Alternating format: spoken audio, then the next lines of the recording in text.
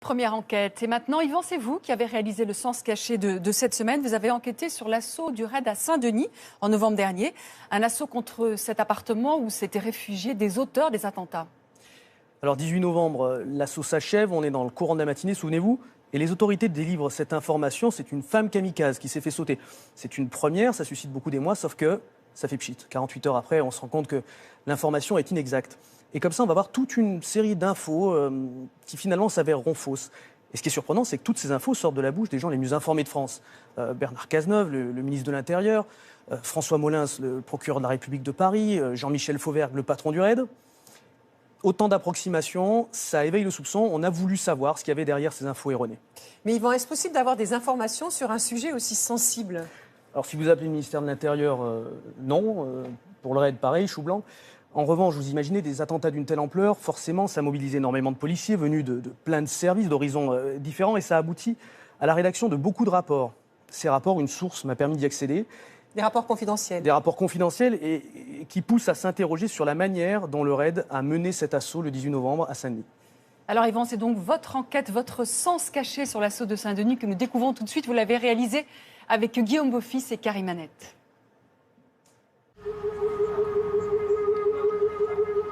Saint-Denis, à quelques centaines de mètres du Stade de France, cet immeuble, sous une bâche blanche.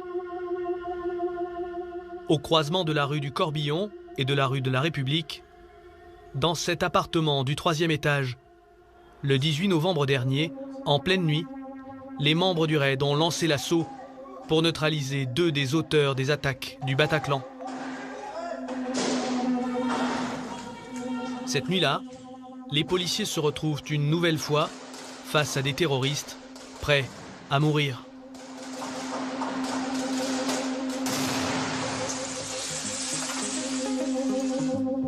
Que s'est-il vraiment passé ce soir-là? Très vite, des informations contradictoires vont circuler. Les terroristes avaient-ils des kalachnikovs? La porte de l'appartement était-elle blindée comme l'ont révélé les autorités?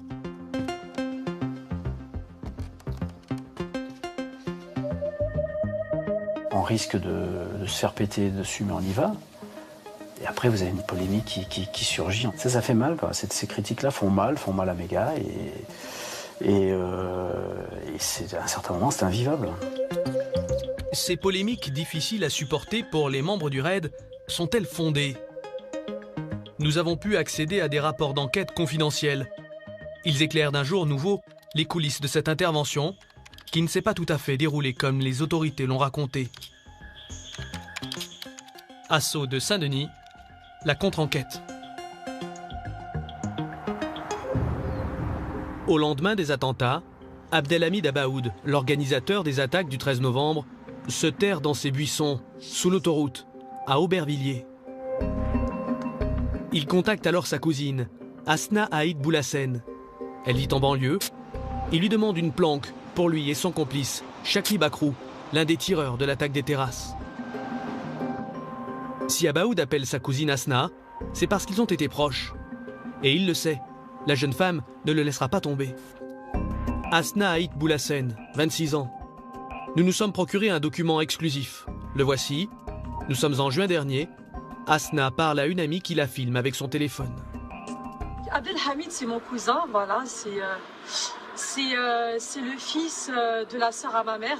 C'est vrai qu'il a été recherché et qu'il est toujours recherché par la police mondiale. Et pour moi, voilà, c'est mon cousin et voilà, c'est vrai qu'il est recherché. Et après, ben voilà, ce qu'il a fait, c'était son choix de partir en Syrie. Et voilà. Après, voilà, qu'est-ce que t'en penses toi maintenant de son choix, lui, ce qu'il a fait? Le choix qu'il a fait, tu penses que c'est un bon choix ou...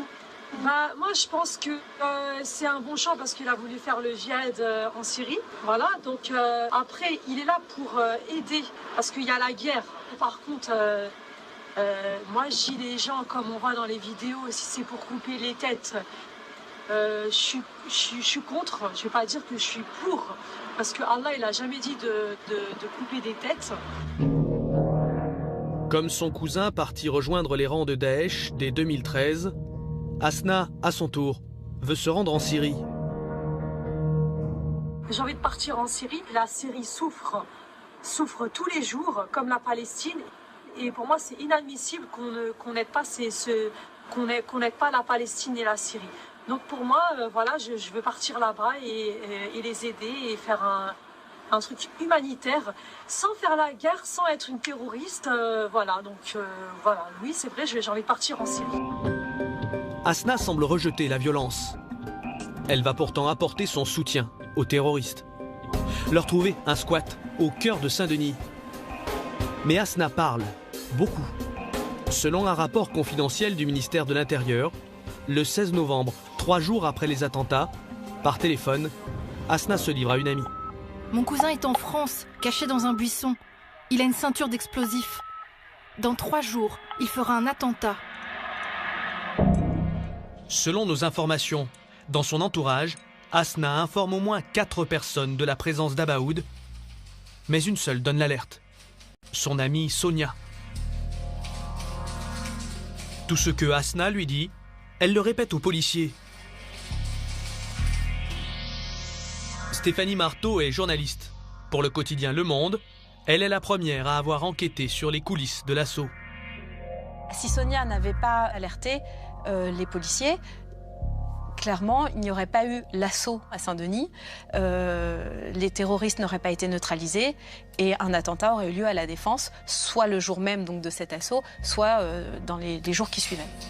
Les informations transmises par Sonia, le RAID va les utiliser pour préparer son intervention. Voici les éléments qu'elle communique lors d'une audition. Combien de personnes dans l'appartement? Abaoud, Asna et un autre. Elle m'a dit que l'appartement était petit, que des voisins voulaient sympathiser, mais ils n'ont pas voulu car ils préparaient leurs bombes. Ils ne voulaient pas être dérangés. Elle m'a dit qu'elle avait joué avec la Kalash. Elle a ajouté qu'elle avait vu des armes type Kalash. 2 hommes lourdement armés, le pire est à craindre. Le RAID n'a pas souhaité participer à ce reportage. Alors, nous nous sommes adressés à un proche des milieux policiers, le journaliste spécialisé Dominique Rizet. Votre dernier resto avec le RAID, c'était quand? Il y a 1 mois et demi, 2 mois. À lui, les membres du RAID ont raconté leur assaut face à Abaoud et son complice. Parmi ces terroristes, il y a Abaoud. Abaoud, on sait qui il est. Donc, quand les gens du RAID arrivent ici, ils savent qu'à l'intérieur, ils ont affaire à quelqu'un qui sait utiliser des armes, qui sait utiliser des explosifs, qui a fédéré très vraisemblablement une équipe, donc il y a peut-être encore d'autres hommes avec lui. Donc, ils savent qu'en face, il y a du répondant. Face à cet ennemi aguerri, les policiers vont miser sur l'effet de surprise, intervenir en pleine nuit. Mercredi 18 novembre, 4h17, le RAID passe à l'action. Sans un bruit, les hommes gravissent cet escalier, raide, étroit. Au 3e, un bref couloir, puis la porte. Les artificiers y placent leur charge. L'explosion provoquera un effet de sidération. Les policiers auront ainsi un coup d'avance. Mais rien ne se passe comme prévu. Il y a 3 charges qui sont posées. Il y en a une qui ne pète pas et la porte ne tombe pas, puisqu'elle résiste à 2 charges explosives qui, celles-ci, ont fonctionné. Donc la 3e ne partant pas, les gonds ont tenu, la porte ne tombe pas. Moi, après avoir discuté avec eux, après avoir discuté avec les gens du RAID après l'assaut, eux n'ont pas compris pourquoi cette charge n'était pas partie. Ils le font tous les jours. Tous les jours, ils s'entraînent avec ce dispositif, ces charges, ce plastique qu'on colle sur la porte, un dispositif électrique pour faire partir l'explosif. Ça marche tout le temps. Cette fois-ci, ça n'a pas marché. Une première déconvenue que le patron du RAID explique dès le lendemain dans les pages du Parisien. Nous avons choisi d'ouvrir la porte blindée à l'explosif pour profiter de l'effet de sidération. Cela n'a pas marché. La porte a résisté. Pour se justifier, le patron du RAID évoque une porte blindée. Elle ne l'était pas. Selon nos informations, il s'agissait en fait d'une porte ordinaire, installée depuis peu, payée 80 € dans une boutique de bricolage. Mais l'explosion a bien ouvert une porte, celle du voisin de palier, Ahmed Garib.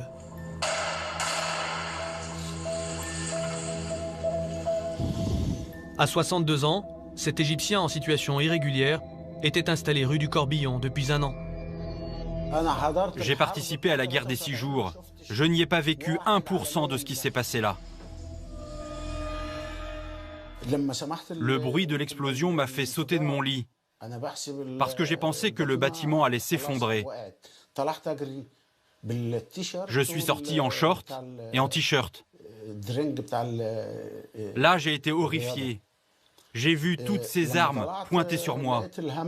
J'ai voulu quitter l'immeuble. Ils m'ont ordonné de rentrer chez moi. Avant l'assaut, le raid a évacué une partie des habitants.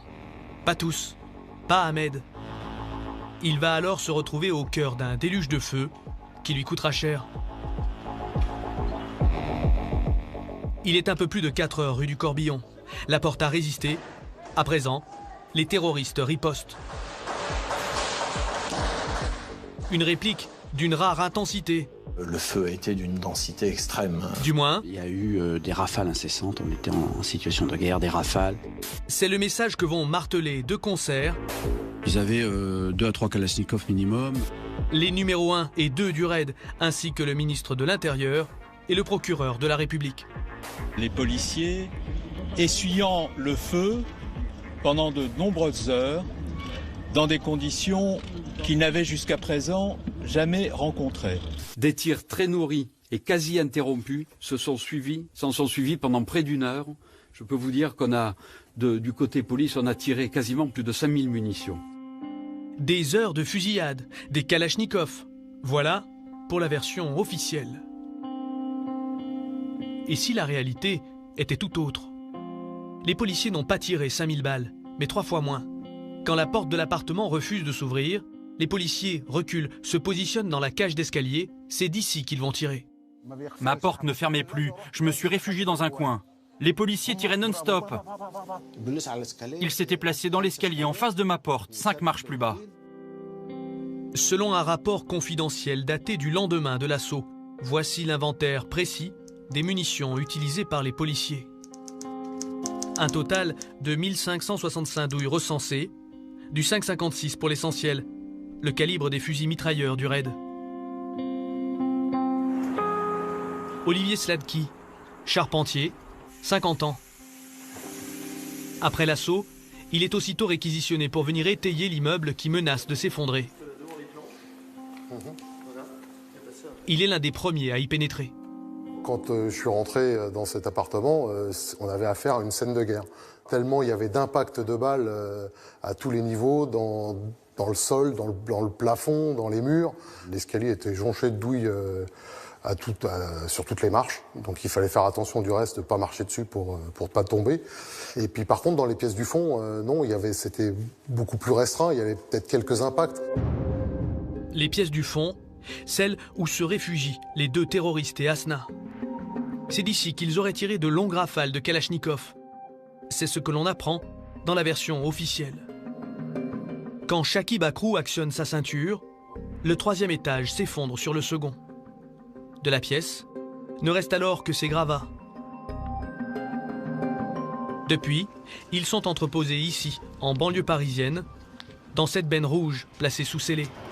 Les policiers y ont-ils retrouvé les 2 ou 3 kalachnikovs évoqués par le patron du raid et par Sonia, son informatrice? Réponse, dans un rapport du brigadier M, daté du 21 novembre, après plusieurs tamisages des débris. Nos opérations terminées, disons qu'aucune munition ni arme de type Kalachnikov n'ont été retrouvées au cours de nos investigations. Là, on se dit, c'est pas possible, il nous manque les kalachnikovs. Les déclarations publiques ne coïncident pas du tout avec les constatations qui vont être opérées quelques heures après l'assaut par les policiers.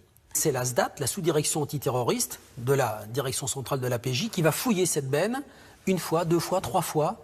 Et dans cette benne, on découvre un pistolet automatique. Un semi-automatique Browning, sur lequel se trouvent les empreintes d'Abdelhamid Abaoud. C'est une vieille arme qui tire du 9 mm. Et on découvre que cette arme, elle a tiré une quinzaine de cartouches. Une quinzaine de cartouches, c'est un chargeur plein. 15 coups tirés, pas de Kalachnikov.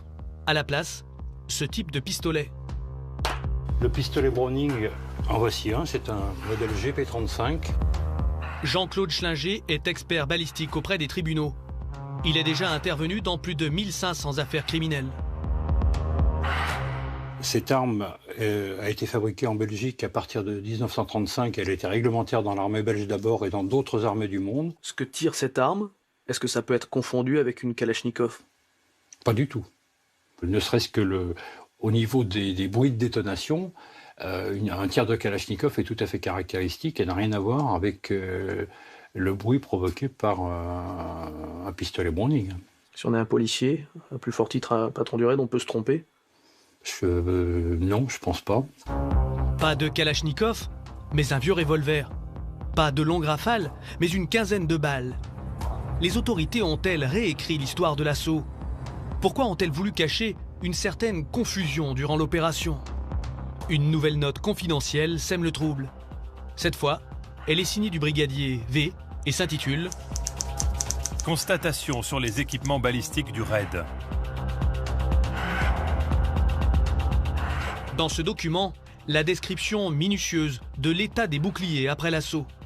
Des boucliers Ramsès comme celui-ci, tous deux criblés d'impact. Sur cette modélisation, nous avons reporté chacune des traces de balles relevées dans le rapport. Sur le premier bouclier, 9 impacts. Sur le second, 12. Soit un total de 21 projectiles, alors que les terroristes n'ont tiré que 15 balles. Mais plus troublant encore, sur l'intérieur des boucliers, là, on relève plus d'une quarantaine d'impacts. Pour qu'il y ait des impacts effectivement sur la partie interne des boucliers, ça veut dire que les tirs proviennent probablement des forces de police. C'est particulièrement étonnant, évidemment, puisque ce que ça signifie, c'est qu'ils ont été victimes de ce qu'on appelle des tirs fratricides, c'est-à-dire qu'ils ont essuyé les tirs de leurs propres collègues qui étaient placés soit en arrière, soit en dessous, dans les parties communes de l'immeuble. On ne sait pas très précisément ce qui s'est passé. Est-ce qu'il y a eu un mouvement de panique chez ces policiers d'élite qui sont pourtant entraînés à gérer le stress? Est-ce qu'il y avait un mauvais positionnement, donc un problème de direction de ces hommes? Aujourd'hui, c'est des questions auxquelles on n'a pas de réponse. Parmi les membres du raid, 5 blessés. Selon nos informations, ce ne sont pas les balles des terroristes qui les auraient touchés. Bavure? Non, selon Dominique Rizet, auquel les membres du raid ont expliqué ce volet de l'assaut. Le bouclier il est positionné sur le palier, dans l'attente de l'entrée de la colonne du raid qui sera derrière le bouclier. La colonne a reculé parce que la porte n'est pas tombée. 2 charges seulement sur les 3 qui étaient posées sur la porte ont pété. Donc la porte n'est pas tombée. Le raid recule et arrose la porte. Et en arrosant la porte, le raid arrose aussi l'intérieur des 2 boucliers qui sont posés l'un sur l'autre. C'est aussi simple que ça. Ces tirs à outrance vont faire une victime parmi les membres du raid. Diesel, Malinois mort pour la France, comme l'explique le patron du raid au Figaro quelques heures après l'intervention. Après un long moment sans tir, on décide d'envoyer un chien pour qu'il fasse une reconnaissance des lieux. Malheureusement, Diesel, un chien d'attaque, est tué à la Brennec. Le chien qu'envoient les hommes du raid sur les terroristes, le patron du raid dira qu'il est tué à la Brennec. C'est quoi? Alors la Brennec, c'est une cartouche utilisée dans les fusils de chasse, donc des armes à canon lisse. Voici une cartouche à balle Brennec. C'est une balle qui pèse 30 grammes. Ça peut être tiré par n'importe quel fusil de chasse, mais notamment par des fusils à pompe, qui sont des armes utilisées beaucoup dans le cadre des affaires criminelles. On n'a pas retrouvé ça du côté des terroristes. Est-ce que le raid dispose de ce type d'armes?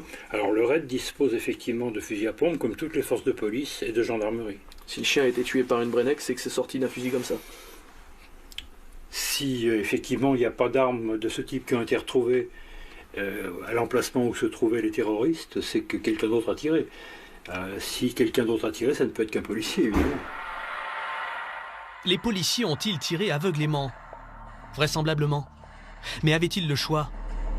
En phase 2, ce jour-là, les ennemis ne sont pas des adversaires comme les autres, ce sont des kamikazes.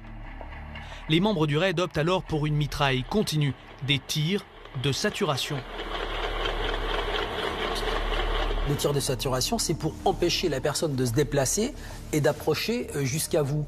Donc les gens du raid sont en haut de l'escalier. À l'intérieur de l'appartement, il y a des gens qui sont chargés de ceintures d'explosifs. Qu'est-ce qu'ils veulent faire, eux? C'est s'approcher des gens du raid et se faire exploser. Donc on les empêche d'approcher, on les empêche de franchir cette porte, on canarde la porte, on tire sur la porte, on tire sur les murs, ils ne peuvent pas sortir. Docteur Bernard Marc, médecin légiste, il a déjà travaillé sur les ravages d'explosions terroristes. Dans les ceintures d'explosifs, des dizaines d'écrous comme celui-ci. Selon lui, si le kamikaze s'était fait sauter dans la même pièce que les policiers, ni les casques, ni les gilets pare-balles n'auraient suffi. Les lésions peuvent être multiples, différentes, mais il peut y avoir véritablement des membres arrachés ou des lésions de ce type et des lésions extrêmement graves. Donc un casque, un gilet pare-balles, s'il y a une quarantaine de projectiles ou une trentaine de projectiles qui arrivent au même endroit, eh bien, ils ne pourront plus faire l'effet protecteur, ils ne seront plus suffisants pour faire l'effet protecteur devant quelque chose qui, je le rappelle, se rapproche plus d'un obus ou d'une grenade qu'évidemment d'un projectile d'arme à feu. Un risque supérieur encore à ce que connaît le raid d'ordinaire. Une situation d'extrême tension qui n'aurait laissé aucune place à la négociation, malgré les demandes d'Asna. Il est où ton copain? C'est pas mon copain! Il est où? C'est pas mon copain! Moi, c'est chiant.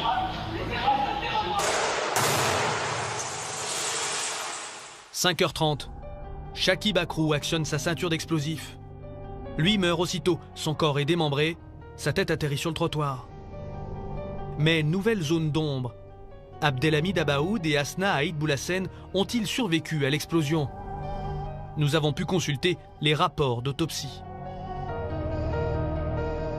Pour Abaoud, selon nos informations, destruction faciale, plus de mandibule, délabrement céphalique, perte de substance cérébrale, des plaies de 40 cm sur le torse et une quarantaine d'écrous, comme ça, dans les entrailles notamment. Il y a une telle multiplication de lésions que la survie est quasi impossible. Quelques secondes, mais si les lésions cérébrales existent également, la mort est immédiate.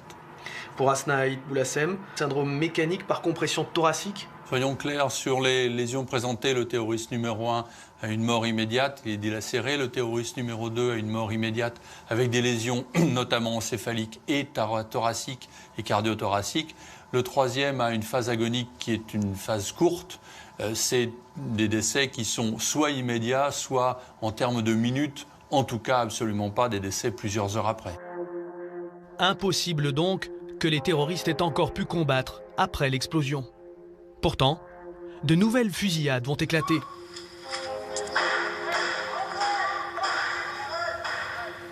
À 5h30, les occupants de l'appartement conspiratif sont morts. Pourtant, une heure après, à 6h53, les policiers tirent à nouveau plusieurs salves. Et à 7h30, une nouvelle fusillade retentit également. Et là, effectivement, c'est très troublant puisque on peut imaginer que donc, les occupants de l'appartement sont décédés depuis 2 heures. Et on se demande vraiment sur qui ils tirent. Le problème de ces zones d'ombre, c'est qu'à force de s'additionner, elles deviennent assez inquiétantes. On a le sentiment d'un flou, d'une mauvaise maîtrise et d'une grande confusion jusque dans ce corps d'élite de la police. Selon Ahmed, le voisin de Palier, aujourd'hui hébergé dans un foyer d'accueil médicalisé, il était 10 heures quand la balle des policiers lui a pulvérisé le coude. Soit plus de 5 heures après la mort des terroristes. J'étais le dernier dans l'immeuble. À ce moment-là, un policier m'a dit « Tu veux sortir l'Égyptien ? Va faire un signe à la fenêtre. » J'ai pensé qu'il avait prévenu les snipers installés dans le bâtiment d'en face pour qu'ils ne me tirent pas dessus. Mais dès que j'ai levé la main à la fenêtre, j'ai cru que l'on m'arrachait le bras.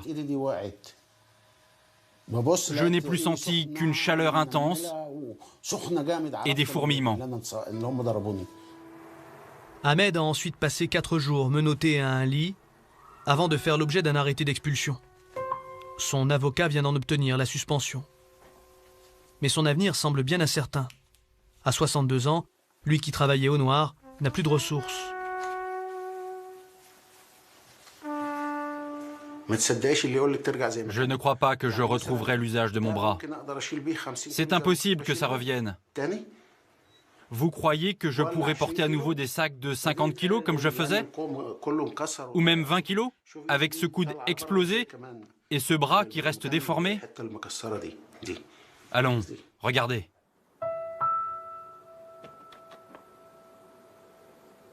Deux autres occupants de l'immeuble ont ainsi été blessés par les balles du raid.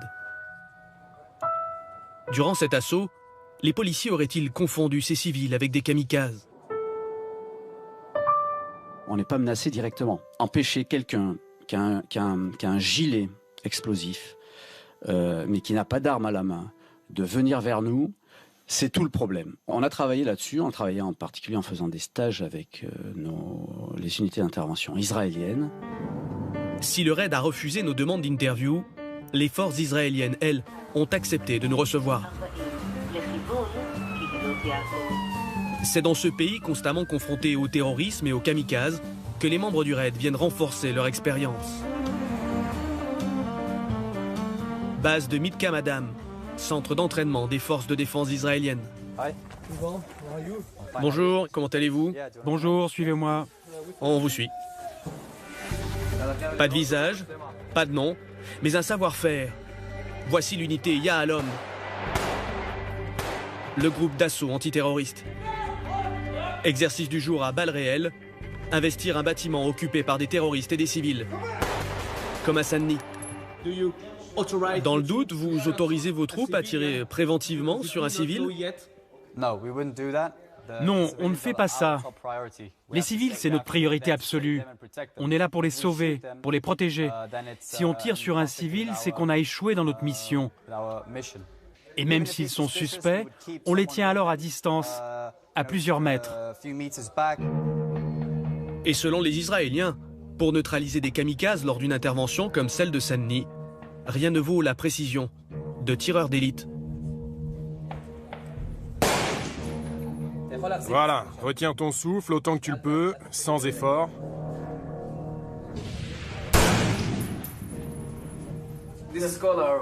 Sur ce tableau, nous affichons les meilleures performances de nos snipers.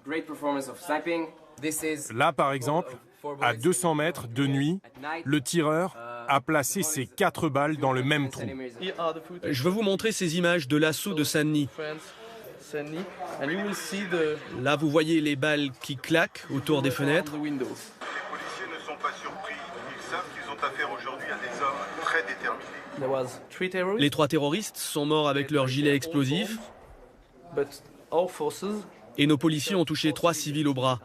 En tant que tireur d'élite, vous en pensez quoi? C'est un désastre. Ça n'aurait jamais pu arriver ici. Nos snipers sont professionnels. Et s'ils ne sont pas sûrs de leur cible, ils ne tirent pas. Ce dont vous me parlez, c'est catastrophique. Que feriez-vous si ça arrivait à l'un de vos tireurs d'élite? On les entraîne pour que ça n'arrive pas. Et si ça arrivait quand même? On les virerait. Ils ne pourraient pas continuer à être snipers. Bièvre, siège du raid, Bernard Cazeneuve vient décorer les membres du corps d'élite et profite de l'occasion pour une mise au point sur ces polémiques. Je ne laisserai jamais personne salir votre travail, ni vous attaquer injustement. En France, il y a une vieille tradition du commentaire a posteriori, véhiculée d'ailleurs par de grands professionnels du commentaire, qui ont en partage la passion des phrases, qui parfois offensent et blessent. Ceux-là qui aiment les phrases ne prendront jamais place dans les colonnes d'assaut. Alors député, Bernard Cazeneuve avait pourtant soutenu la création d'une commission d'enquête sur la mort de Mohamed Merah et l'action du raid à Toulouse. Le ministre balaye cette fois la polémique. Mais si la volonté politique de rapidement communiquer sur l'assaut avait nourri la controverse. Le vrai problème, en réalité, de cet assaut, c'est une mauvaise communication. C'est-à-dire que si le ministre de l'Intérieur, Bernard Cazeneuve, le patron du RAID, Jean-Michel Fauvergue notamment, ne s'étaient pas précipités l'un puis l'autre sur les plateaux pour expliquer qu'ils avaient essuyé un feu nourri, qu'on leur tirait dessus à la Kalachnikov, qu'une femme kamikaze s'était faite exploser. Enfin bref, beaucoup de choses qui se sont avérées fausses par la suite. Si ces gens n'avaient pas communiqué trop vite, finalement, il n'y aurait pas eu plus de polémique que ça sur les conditions de l'assaut de Saint-Denis. Le problème, c'est qu'on a essayé de nous vendre un récit dès les premières heures, un récit qui était extrêmement valorisant pour les hommes du RAID, un récit qui montrait une police française aguerrie, puissante. Or, ce jour-là, elle a aussi montré certaines failles. Le 18 novembre 2016, à Saint-Denis, la stratégie policière a peut-être montré quelques faiblesses. Mais s'il est une chose qui ne saurait faire polémique, c'est bien le sens de l'engagement des membres du RAID.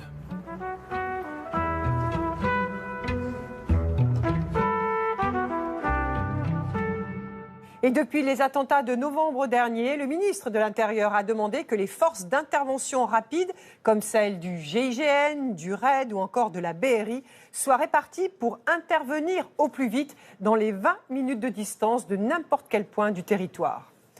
Et maintenant...